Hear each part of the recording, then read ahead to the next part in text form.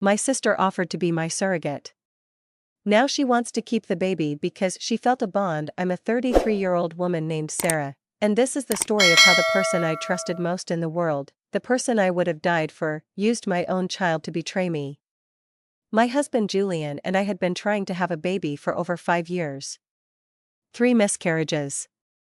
2 failed IVF attempts. I was diagnosed with a rare uterine condition in 2022, and after the second round of surgeries, our fertility doctor told us the truth. I could still produce healthy eggs, but carrying a pregnancy to term would likely put both me and the baby at risk. We were devastated. But we weren't ready to give up. And that's when Elodie, my younger sister, offered to carry our child. She was 28, single, no kids of her own yet, but she'd always said she wanted to be a mom someday.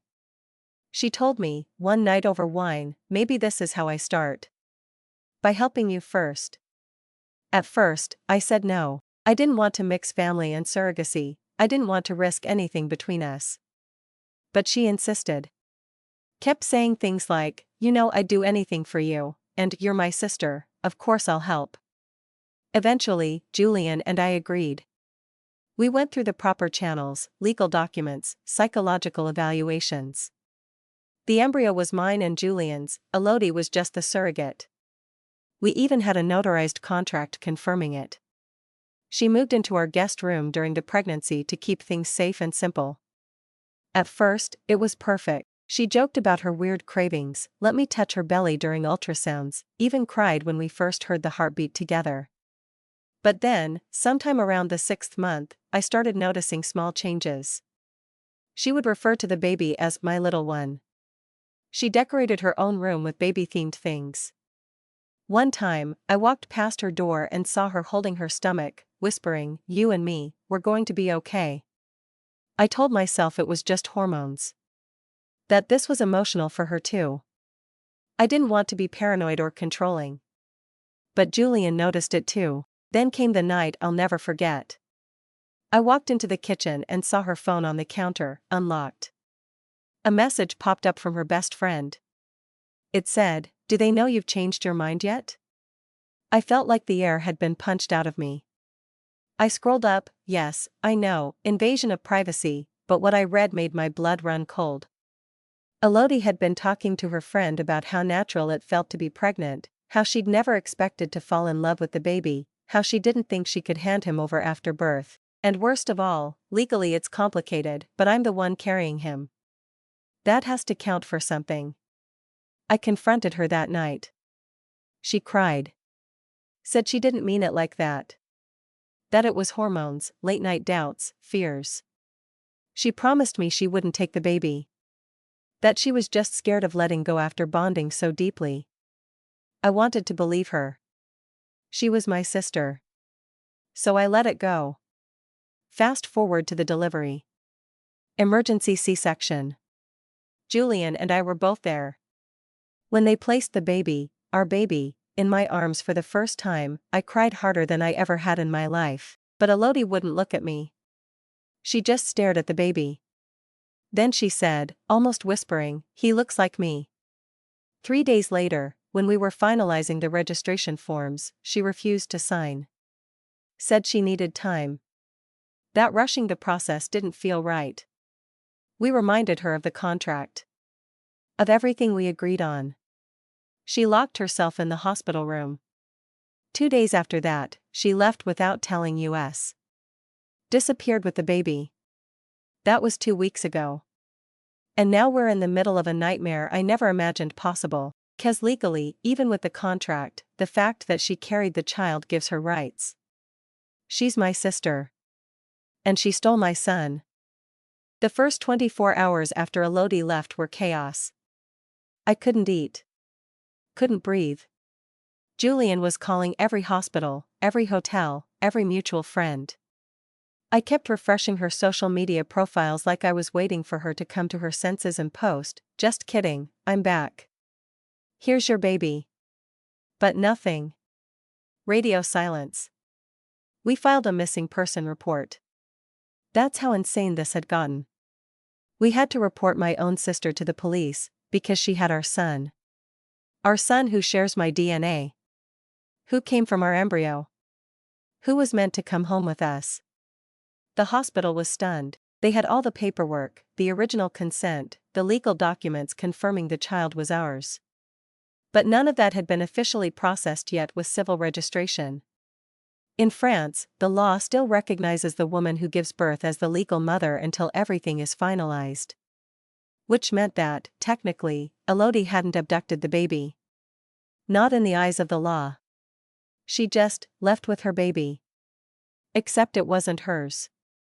Julian was livid. I'd never seen him like that. He blamed me, in part. Said I should have listened to my gut when I first saw the messages, that I should have pushed harder, reacted faster. He wasn't wrong. But hearing it tore something in me. Meanwhile, Elodie finally sent me a message. No apology. No explanation. Just this, I needed time. He's safe. I won't let you pressure me into something I'm not emotionally ready for. I threw my phone. Our lawyer, Maître Lemoyne, tried to keep us calm. He said our case was strong, that the judge would eventually rule in our favor, that we had clear evidence of intent, documents, psychological assessments, even proof of her changing story. But court cases take time, and time meant my son, barely 1 week old, was with someone who had decided, on a whim, that she was now his mother. We filed an emergency petition. But Elodie had already moved. She'd driven hours to our parents' house in Brittany. And that's when it got worse. Because instead of being horrified, my mother took her side. She called me in tears, saying, I know you're hurt, but you have to understand, your sister is struggling emotionally. The bond she developed is real. I couldn't believe what I was hearing. Maman, c'est mon fils. Mon fils. Elle le sait, and she said, in the calmest voice, but she carried him, Sarah. That matters too. My own mother. Choosing empathy over reality. My father didn't say much, as usual. Just something vague about how this was a complicated situation and how I needed to let things cool down. I asked them to tell Elodie to bring my son home. They refused. Said they couldn't get involved legally. So now I wasn't just fighting my sister. I was fighting my entire family. Julian was talking about hiring a private investigator. He said we could prove she was mentally unstable, that she was making irrational decisions. I wanted to believe that. I wanted to believe this was just a breakdown. But then Clara, my best friend, sent me a screenshot that changed everything. It was from a parenting Facebook group. A new post, any tips for a first-time mom raising a newborn alone after a difficult birth? I didn't plan to keep him at first, but now I know it was the right choice. Just looking for support, Redheart. The name? Elodie R. She had already started building a life around my child. Online. Publicly, she was creating a narrative where she was the brave mother, misunderstood by her family. I felt like I was losing my mind. I responded to her message. Just 4 words, give me my son. She never answered. But our lawyer got a letter from hers the next day. They were officially requesting shared custody. Shared custody of my biological child. I've never felt so betrayed. So violated. So helpless. And the court date? 6 weeks away. 6 weeks where my baby will know only her voice. Her arms. Her smell. And not mine. I don't know how to describe the kind of pain that lingers in your body when you've birthed nothing but grief. When the milk comes, but there's no child to feed. When every part of your biology screams, where is he, but no one in your family seems to care. 6 weeks. That's how long we had to wait before a judge would even look at our emergency custody petition. Julian was pushing to make it shorter, begging Maître Lemoyne to find a loophole, some way to expedite things. But the system is slow. The system doesn't care about the bleeding inside your chest. And meanwhile, Elodie was thriving, posting filtered photos of her holding the baby, calling him Mon Petit Miracle on her private Instagram account, which of course someone screenshotted and sent to me. She never used his real name. The name Julian and I chose together after months of imagining him, no. She called him Ethan. That name wasn't random. It was the name of her ex-boyfriend. The same man who left her after a pregnancy scare 2 years ago. The same one she cried over for months. Julian said, she's trying to replace what she lost. She doesn't want no, she wants an emotional do-over, but I couldn't even be angry anymore. Just exhausted. Our lawyer prepared our legal case like it was a war. And in some ways, it was. We had the signed surrogacy agreement, the medical records, the psychological assessments, the texts where she clearly referred to herself as the surrogate, not the mother. We even had voice notes she left me months ago saying things like, "He'll be your baby, Sarah, I'm just the belly." But her lawyer, probably someone our mother paid for, came back with a psychological report claiming that Elodie had suffered from postpartum attachment trauma and wasn't in full control of her decision-making when she signed the final release documents at the hospital. So now the case wasn't about facts. It was about feelings. And in family court, feelings matter. 1 week before the court date, I made the hardest decision of my life. I went to see her. Alone. Julian didn't want me to. Clara begged me not to. But I had to. I needed to see her face. I needed to understand how someone who used to share a bed with me during thunderstorms could now be holding my child like I never existed. My parents opened the door when I rang. My mother looked surprised but not shocked. My father barely met my eyes. "She's upstairs," my mom said. "Feeding him." Those words shattered me. I climbed the stairs like I was walking toward an execution. I heard the sound of lullabies playing on her speaker. The soft cooing of a baby. And then, her voice. Sweet. Calm. When I stepped into the room, she didn't even flinch. She looked up, smiled like nothing had happened, and said, "He just fell asleep. Can we talk in the hallway?" Not even "Do you want to hold him?" Not even a flicker of regret. I followed her out, heart in my throat. She shut the door gently, then leaned against the wall. "You look tired," she said softly. I didn't respond. I just asked one thing, why? Her eyes filled with tears. "You'll never understand. Carrying him, it changed me. It wasn't supposed to, I know that. But I felt him move inside me, I woke up to his kicks, I protected him. And then I realized. I couldn't hand him over like a borrowed book. I wanted to scream. To hit her. To tear that calm off her face. Instead, I whispered, "He's not yours, Elodie. You know that. You knew that before you even said yes." And then she said the one thing I'll never forgive her for. "Maybe God gave me the child because I was the one who was meant to be his mother." I left without another word. Julian didn't ask what happened. He saw it in my face. We spent the next nights preparing for court, rewatching video calls, organizing text messages, gathering every shred of proof that no was ours. But every night, when I closed my eyes, all I could see was him in her arms. And all I could feel was the growing fear that the judge might see her side too. Because in France, surrogacy isn't fully protected. And what I thought was a sister's gift, was turning into the most brutal custody battle I could imagine. The day of the hearing, I barely recognized myself in the mirror.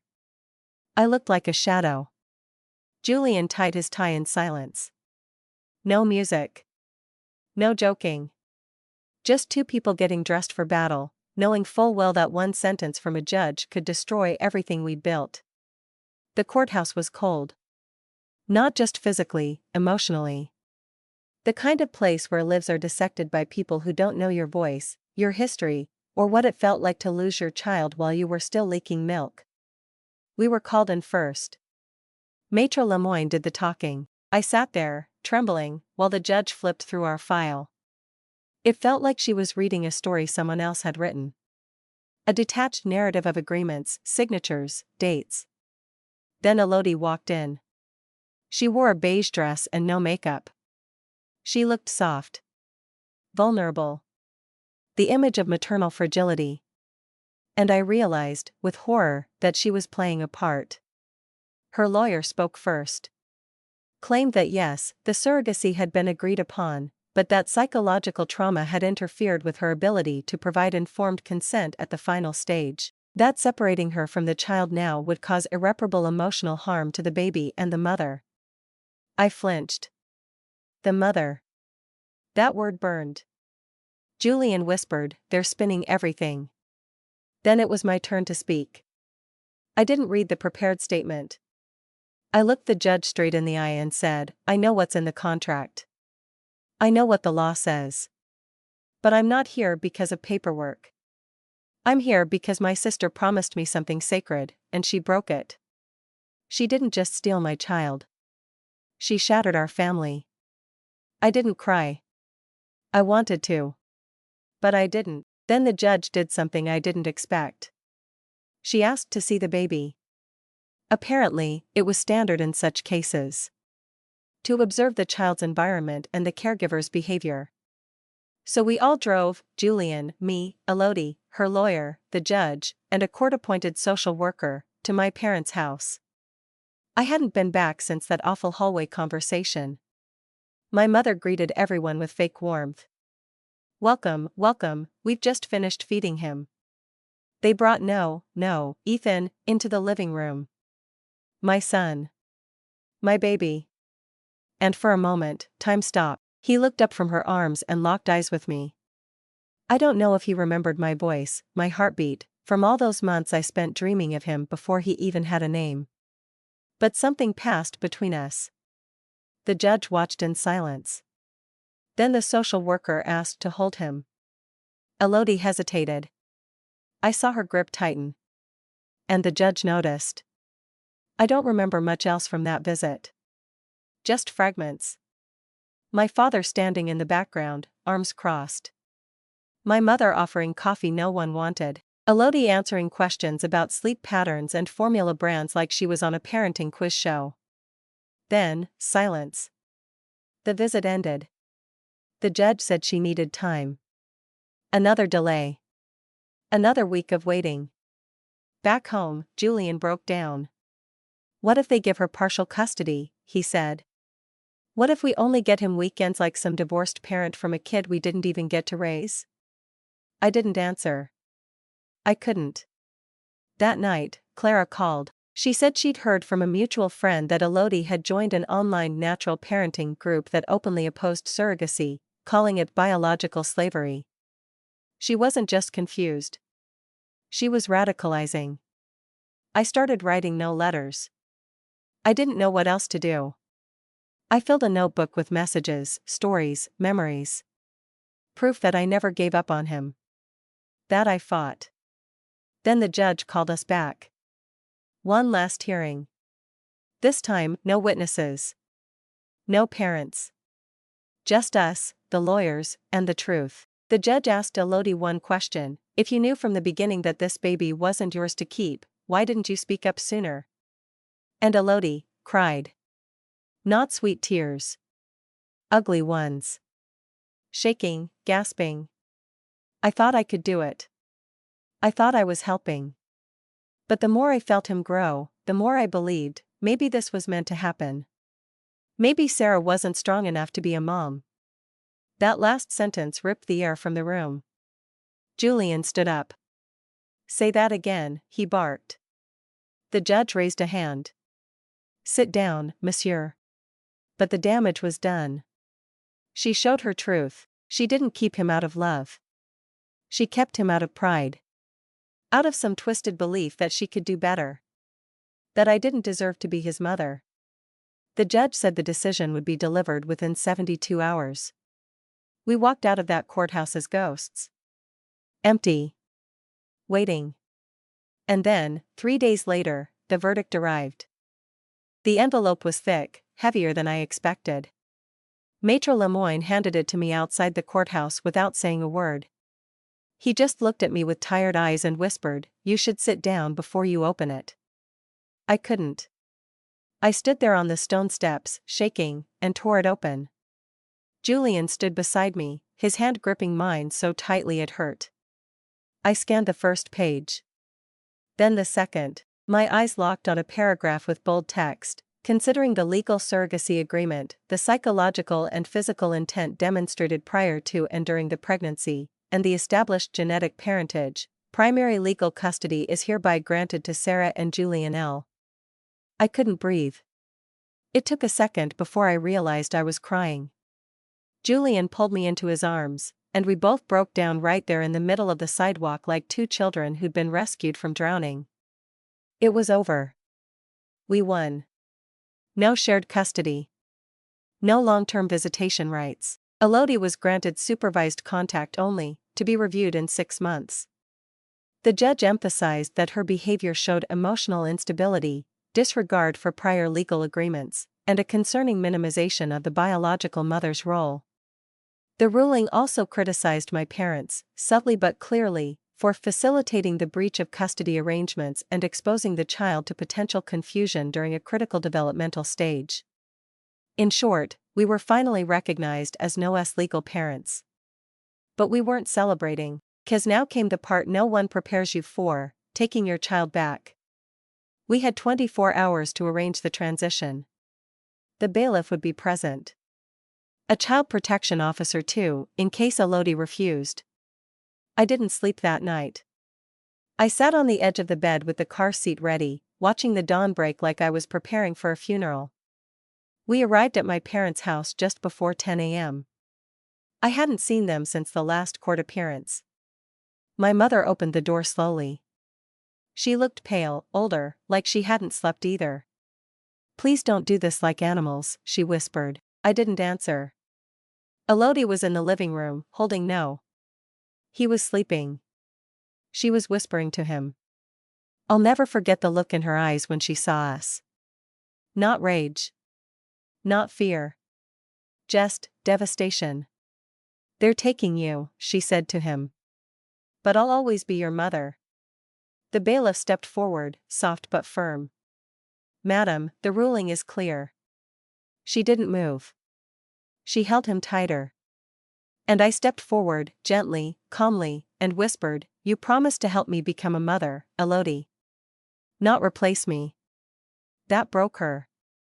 She sobbed, shaking, and finally, let him go. The moment I held Noah in my arms again, I felt something snap back into place inside me. Like a tendon reattaching. Like breath returning to my lungs. He was heavier than I remembered. Warmer. He smelled like a mixture of lavender and something that wasn't mine. But he was here. My son. Ours. We walked out without another word. Julian drove while I sat in the back, holding Noah against my chest. He slept the whole way. Back at our apartment, we stood in the hallway for a second, not knowing what to do. How do you reintroduce a baby to a home he's never seen but that was built entirely for him? I laid him down in the crib we'd assembled months earlier. The mobile was still spinning. The stuffed rabbit was still waiting. And then, finally, I collapsed. But the story didn't end there. Because 4 days later, a new letter arrived. From Melodie's lawyer. She was filing for an appeal. Claiming psychological coercion. And requesting full custody again. I stared at the paper, hands trembling. After everything, she still wouldn't let go. I couldn't even react when I read the word appeal. My eyes just glazed over like I was watching a nightmare replay itself in slow motion. Julian took the letter from me, scanned it, then let out a dry laugh. "She's out of her mind," he said. "She lost in court. She knows she's not the mother." But it didn't matter. In France, like in many countries, filing an appeal, no matter how baseless, can still delay enforcement. Still drag us through months of hearings, evaluations, legal back and forth. My phone buzzed. It was a message from my mother. "You should have handled this differently. She's not your enemy. She just wants what's best for the baby." I almost threw the phone across the room. That night, I sat in the nursery for hours. Noah was asleep in my arms, breathing softly, his fingers curled around mine. I studied every inch of him, the crease under his eye, the shape of his lips, the way his chest rose and fell. I whispered, "You're home now. I don't care what she does, I won't let her take you again." But deep down, I knew I wasn't just afraid of Elodie. I was afraid of the system. Because the truth is, once someone claims emotional motherhood, the line between right and wrong blurs in ways I never imagined. Our lawyer called the next morning. The appeal had been filed with urgency. Elodie was requesting a new psychological evaluation, this time claiming she was manipulated during the pregnancy, pressured into signing everything under emotional stress. They even included transcripts from her therapy sessions where she apparently said she had nightmares of ripping the child from her own womb and handing him to strangers. Strangers. That's what we were to her now. Julian wanted to go public. Let the world know what she's doing. We have every right. But I said no. I didn't want Noah's face in the media. I didn't want this to become a story people dissect online like a reality show. Still, the story was leaking. Whispers. Comments. Clara called me and said one of her coworkers had mentioned a weird case about sisters fighting over a baby. Someone from our town must have talked. People love drama. They don't care about what it costs. Elodie posted a cryptic message on Instagram 2 days later. A picture of a stuffed bunny, the same one we'd bought together for Noah when she was 6 months pregnant. The caption read, "You don't abandon someone just because it's inconvenient. Love means fighting, even when it hurts." Hundreds of likes. Comments like, "Stay strong, mama flexed biceps. They can't erase what you carried in your body. He'll know the truth one day." I wanted to scream. She was rewriting the story in real time. Turning me into the villain. The court assigned a child psychologist to assess Noah's environment. I welcomed them in. Offered coffee. Showed every corner of our home. Explained his feeding routine, how he'd just started recognizing my voice when I sang. They took notes. Asked questions. And at the end, the woman said, "He seems safe. Attached. Relaxed." That's important. But I could tell. She'd read the appeal. She knew Elodie's side. Everything was being watched. Judged. Recorded.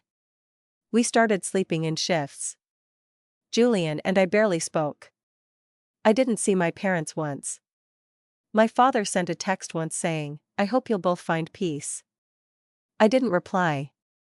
Then, one night, Clara sent me another screenshot. Elodie had posted a photo of herself outside a courthouse. The caption, "Round 2. For him. Always for him." That's when I lost it. I recorded a voice note. For her.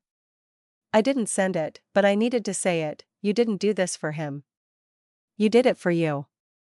You didn't fall in love with no, you fell in love with the power of being needed.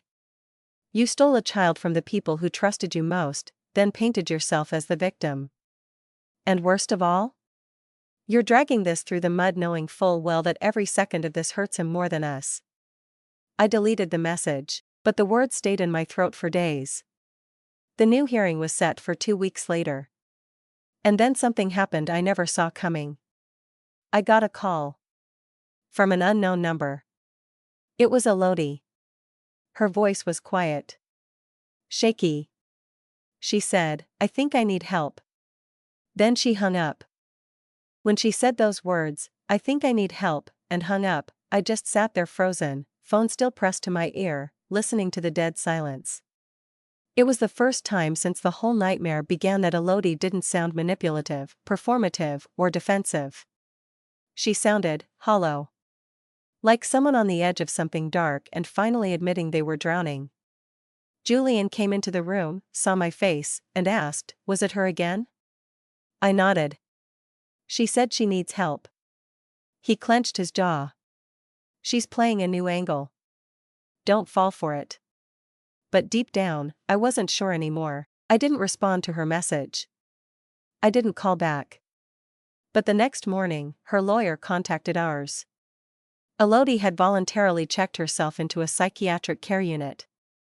According to the report, she'd been having intrusive thoughts, sleep deprivation, and what the psychiatrist preliminarily described as an identity collapse linked to unresolved grief and parental displacement. I didn't even know what that meant. But I knew it was real. Because this wasn't just about the baby anymore. This was about something broken in her, something she couldn't control. The appeal hearing was postponed, officially due to medical incapacity. Unofficially, everything just paused. I felt a strange mix of emotions I couldn't process. Anger, of course. Sadness. Maybe even guilt. I hated her for what she did, but I also knew she didn't start this with evil intentions. She had meant to help. She had meant to be a sister. But somewhere along the line, she fell in love with the idea of being irreplaceable. And it destroyed everything. Maitre Lemoyne told us we could pursue a no-contact order. Cut her out permanently. The court would likely grant it, especially if her mental health remained unstable. But that meant No would grow up with no aunt. No cousins. No stories of who Elodie once was. It meant erasing my sister. And I didn't know if I could do that. Clara came over the next day and helped me reorganize the nursery. We moved the crib away from the window, added new soft lights, changed the curtains. She said, "You're allowed to feel more than one thing at once." And she was right. Julian didn't talk much those days. I knew he wanted to close the chapter. End it all. Block them out. Start fresh, but something in me couldn't. Not yet. Then, 3 days later, Elodie's doctor requested a meeting with us. Voluntary. In a clinical setting. With her psychiatrist present. No baby. No legal reps, just a supervised family intervention. Julian refused outright. No way. She'll twist it. Use it against you. But I needed to go. Not for her. For me. So I went. The meeting room was beige, with fake plants and chairs that squeaked. Elodie sat across from me, hands clasped in her lap like a child waiting to be scolded. She looked tired. Unwashed hair. Hollow eyes. The doctor opened. "Elodie has something she wants to say, but only if you're willing to hear her." I nodded. Elodie looked up. Her voice cracked immediately. "I'm sorry. I don't even know when I stopped being your sister. I thought I could handle it, but the closer I got to the due date, I started believing he was mine. I thought carrying him meant something deeper than biology or paperwork. And when he was born, and you looked so happy, I felt like I'd disappeared. Like I didn't matter anymore." Tears rolled down her cheeks. She continued, "But I see now, I hurt you. And I hurt him. I see that." I asked her, quietly, "Do you still want to fight the appeal?" She shook her head. "No. I'll drop it. I'm done." And I believed her. For the first time, I believed she wasn't faking. I walked out of that clinic with my chest on fire. Relieved. Shattered. Confused. The next day, her lawyer sent the withdrawal paperwork. She was officially abandoning the appeal. She also agreed to no contact for 1 year. Minimum. She wanted space. She said she'd write a letter for No to read one day, when he was older, and could understand that sometimes love doesn't excuse what we do. And just like that, it was over. No trial. No fight. No victory dance. Just a long, slow silence. And a baby finally sleeping peacefully in the home he was always meant to grow up in. But even as I rocked No to sleep that night, humming the lullaby I'd been saving for months, I couldn't shake the feeling that something in me was still fractured. Like part of me would always wait for the doorbell. Or a knock on the door. Or a cry from the past I couldn't fully bury. It's been 7 months now.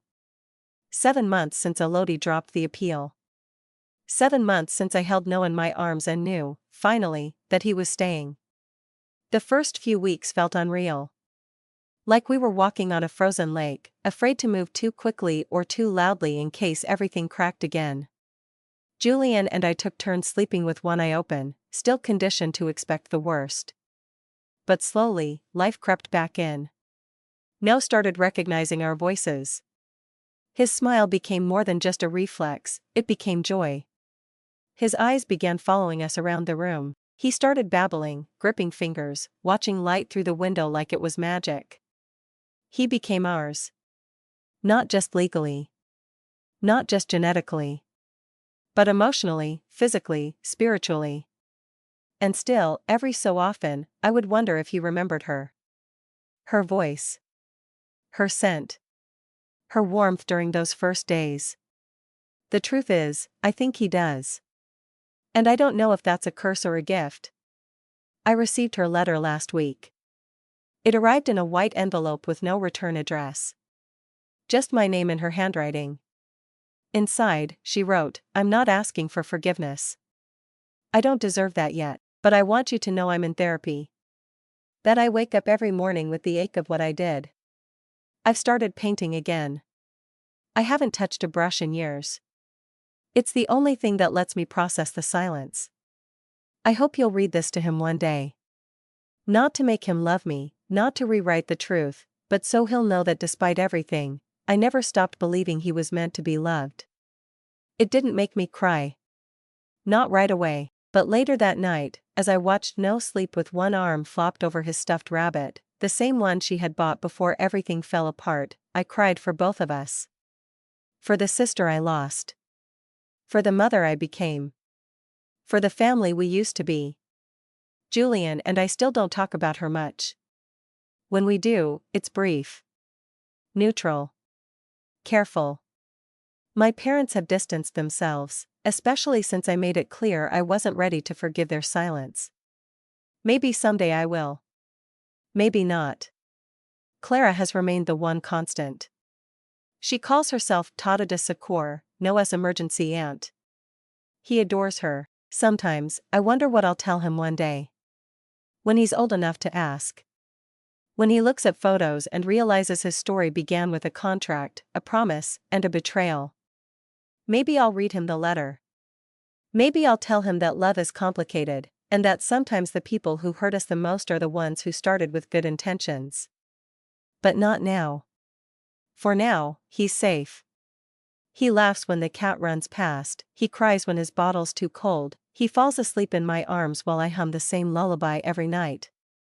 And as for me, I'm learning to breathe again. To trust again, but part of me still checks the mailbox with caution.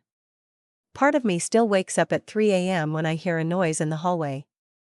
Part of me still lives with the knowledge that love, when twisted by grief, can become something unrecognizable. Something dangerous. I don't hate Elodie anymore. I don't wish her harm. But I don't want her near my son. Not now. Maybe not ever. I carry the weight of what happened every single day. And sometimes, when I look in the mirror, I wonder who I would have become if she hadn't done this. But then Noah laughs. And reaches for me. And I remember who I am now. I'm his mother. And no one will ever take that from me again. Even now. I don't know if I'll ever be whole again. But I know this, I will never let anyone rewrite our story. Follow me for more stories.